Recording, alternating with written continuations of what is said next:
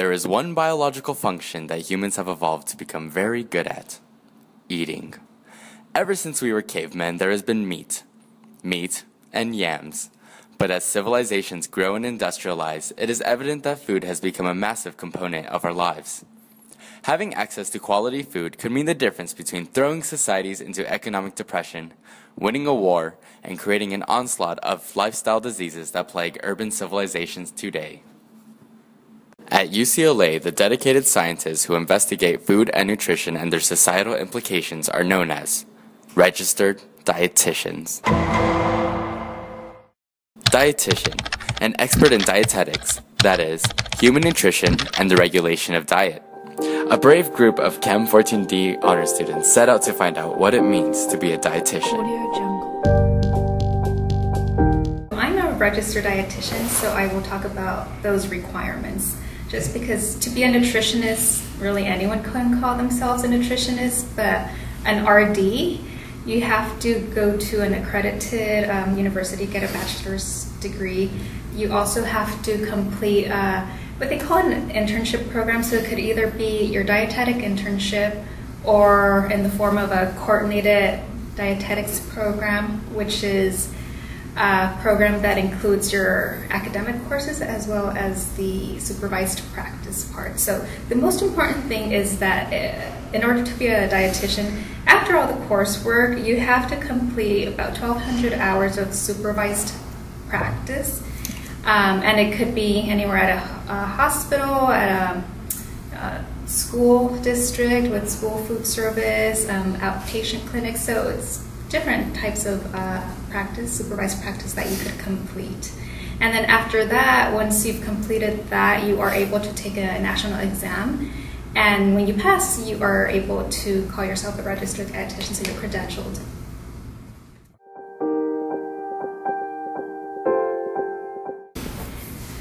On average, you're going to have a typical work week, so 40 hours. I work 8 to 5.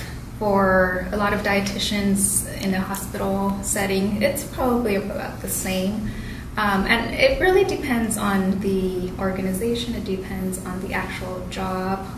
If you have a private practice, you may be working more or less, so there's a lot of flexibility. My job really is Monday through Friday, 8 to 5, so very typical work week. Okay, thanks. And you mentioned hospitals, so besides like universities and hospitals, where do registered dietitians usually find work? So they can find work in community centers, so there are organizations like WIC, Head Start, the YMCA. They could work at gyms, school food service, also like K through 12 is probably one of the big employers. Even supermarkets, so a lot of supermarkets hire dietitians as well. Private practice, so a lot of dietitians can have their own practice and see individuals on a one-to-one basis. So there really are a lot of different settings where a dietitian can work. Okay, thanks. Audio Jungle. I'm Kristen Mancinelli. I'm a public health nutritionist and a registered dietitian. I work here at UCLA part-time in a program called Work Strong, which is a worksite wellness program for employees. And I also do a lot of writing and other sorts of communications work on nutrition and health. So what do you like most about your job? I like that there are opportunities to work in pretty much every industry that exists. Oh. It's really a diverse profession. I have done, I've worked in the public health sector with governments, on lobbying efforts on nutrition programs. I've worked in communications and research. I do counseling one-on-one. I've worked in a hospital setting. I've worked on urban farms. I've done a lot, and it's really amazing that with this skill set you get to sort of see and participate in everything. What's been your favorite one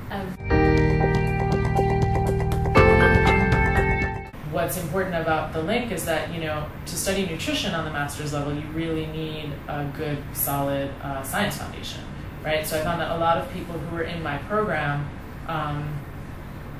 they just didn't have the foundation or the overall awareness or ease with chemistry. that would have really helped them understand the courses on metabolism, for example. So I had like a very advanced science course on the metabolism of macronutrients, carbs, protein, fat, and then one on micronutrients, so vitamins and minerals. And vitamins and minerals are usually cofactors, and enzymes, and so those are really, you have to really understand just the reaction. And I would say, I started graduate school 10 years ago, so at this point, I don't have even the understanding of chemistry that I did back then, when I was in the course. So it was very, very helpful to me to have that background. But how do you get the information on, what is the average starting salary of the different professions? And do you spend your day mostly at a desk by yourself? And do you work a lot of overtime? There are some industries where it's like 40 hours a week. 9 to 5 is pretty normal. And there are some where that is not acceptable. You've got to ask regular people whom you come in contact with all the time what the shape of their career is like, what the shape of their job and their day, and just, be real about it. What do you like a lot? And what do you not like so much? Because there are perks and there are drawbacks to everything.